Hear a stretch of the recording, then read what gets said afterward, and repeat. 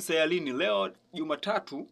Kwenye sayari leo kuna mambo mengi tutakuja kuyasikiliza kuanzia saa 3 kamili za asubuhi hadi time pale ya saa 6 kamili mchana. Sasa leo tutakuja kusikia kuna taarifa ya masikitiko sana. Taarifa, kuna mwili umeokotwa wa mwanafunzi. Ule mwili umeokotwa upo kwenye maji, lakini umekatwa kichwa na kichwa hakijulikani wapi kilipo. Familia imehuzunika sana.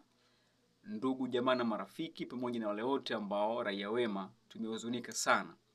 Taarifa kutokea wapi utakuja kusikiliza hapa. Tumebahatika kuzungumza na baba mzazi wa familia, na majibu ya jeshi la polisi tutakuja kusikiliza hapa. Usibanduke kwenye sayari.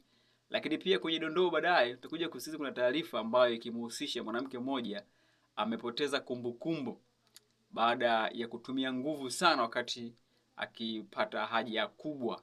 Yaani alitumia nguvu kupita kiasi, kwa hiyo akapoteza kumbukumbu kweli, akumbuki chochote. Kwa hiyo ilitokea wapi, ilikuwaje? Wewe usibanduke, baki hapa na sisi. Tutakuelewesha kwenye sayari leo hii. Lakini kwenye ripoti za kumbukumbu tutakurudisha nyuma kidogo leo hii hadi mwaka 1978 Mei 4.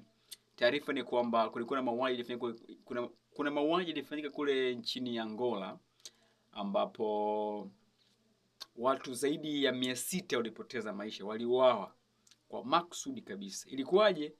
Baki hapa. Mimi naitwa DNGOGOLO Devi Ngogolo, niko na mrembo anaitwa Nicolata mpaka Nicole, na mimi naitwa D Planet. Bana, usikose kwa sababu taarifa hizi uzipati popote pale.